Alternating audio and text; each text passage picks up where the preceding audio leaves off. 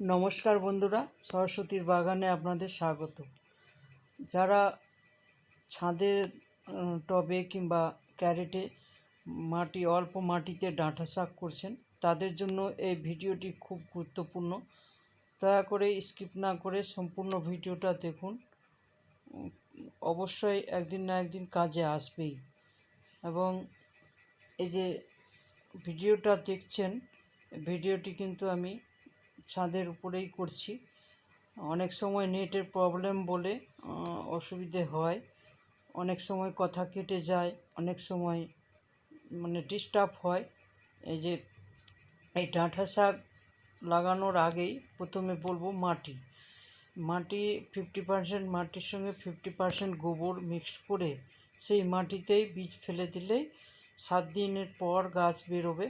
তারপর থেকে আর কোনো সার দেওয়ার দরকার নেই, শুধু নিয়ম মতো জল দিলেই হবে। আর দেখুন কিভাবে ডাঁটা শাকগুলো সবুজ হয়ে চকচক করছে। আর এই মাঝে মধ্যে ঘন হয়ে গেলে পরে এক একটা গাছ তুলে নিলে আরও এই ছোটো গাছগুলো বড় হবে। এবং যারা শাক খেতে চান শাক খেতে পারবেন, এবং যারা ডাঁটা খেতে চান তাহলে 1 ফিট 2 ফিট বড় হলে তখন ডাঁটা কেটে খেতে পারবেন। এই শাক দেখুন কীভাবে সবুজ হয়ে আছে, এখনও পোকা লাগেনি। কারণ আমি 1 সপ্তাহ পর পর নিম তেল স্প্রে করি। আপনারাও করুন। প্রতি সপ্তাহে বিকেল 5টার পর নিম তেল, কিংবা নিম তেল না থাকলে কাকা যদি থাকে তাহলে 5টার পর 1 লিটার জলে 2 ml কীটনাশক স্প্রে করে দেবেন। কারণ এগুলো হলো জৈব কীটনাশক, শাক খেলে কোনো ক্ষতি হবে না। আর হ্যাঁ, শাক কাটার আগেই, শাক খাওয়ার 5 দিন আগেই কিন্তু কীটনাশক দেবেন। 7 দিন আগে দিলেও আরও ভালো। কীটনাশক দেওয়ার সঙ্গে সঙ্গে কিন্তু শাক তুলে খাবেন না, কারণ ওটা তো কীটনাশক, পোকা মারার ওষুধ। তো যা আমরা করি ছাদের উপরে শখে, কিনেও তো খাওয়া যায়, কিন্তু ছাদে আমরা করি কিসের জন্য? যেন কীটনাশক ওষুধ না পাই, রাসায়নিক সার না খাই, সেই জন্যই আমরা ছাদের টবে করি। আর কীটনাশক কোনো ওষুধ দেবেন না, কীটনাশকের রাসায়নিক ওষুধটা দেবেন না, জৈব কীটনাশক দিন, কোনো ক্ষতি করবে না। তাই এই যে শাকটা দেখছেন, কোনো শাকের পাতা দেখুন পোকা কিন্তু ফুটো করেনি। এই কীটনাশক যদি না দেন তাহলে কিন্তু সব শাকের পাতাগুলো নষ্ট করে দিবে পোকায়, এবং ফুটো ফুটো করে দেবে, শাক ভালো থাকবে না। আর এই শাক হলো কাটুয়া ডাঁটা, তো খেতে খুব সুস্বাদু।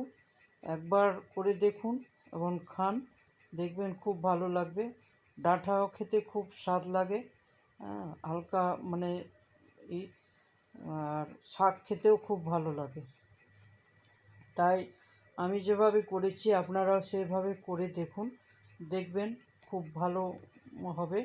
ছাদেই দেখুন কী হারে হয়েছে শাকগুলো। আমি প্রত্যেক সপ্তাহেই কিন্তু কীটনাশক দিই। কীটনাশক না দিলে কিন্তু এই পাতাগুলো ভালো থাকবে না। আপনারাও করুন। আর একবার বীজ দিয়ে দেওয়ার পর আর কোনো রাসায়নিক সার দেবেন না, কিংবা জৈব সার, কোনো সার দেওয়ার প্রয়োজন নেই। শুধু নিয়ম মতো জল দিলেই গাছ বড় হবে। আর যেখানে যেখানে ঘন হয়ে গেছে মাঝে মধ্যে গাছগুলো তুলে নেবেন, তাহলে ওই ছোট গাছগুলো আছে ওগুলো বড় হবে। আর শাক খেলে শাক মাথারগুলো কেটে খাওয়া যায়, ডগাটা কেটে নেবেন, ডগা কেটে খেলে আবার ঝাঁকড়া হয়ে উঠবে। আর নিয়ম মতো জল দিতে হবে, জল না দিলে গাছের ভালো হবে না, এবং শক্ত হয়ে যাবে বেশি। আর যারা নরম খেতে চান তাহলে ছোটোতেই খেয়ে নিতে হবে। আর যারা যারা শক্ত খেতে চান তাহলে একটু বড় হবে, যখন গাছে ফুল আসবে ডাঁটা গাছে ফুল এলে তারপরে খাবেন, দেখবেন শক্ত হয়ে যাবে। তো 3ভাবেই খাওয়া যায়, নরম, শক্ত এবং শাক সবভাবেই খাওয়া যায়। তাহলে ভিডিওটি শেষ করলাম এখানেই। নমস্কার।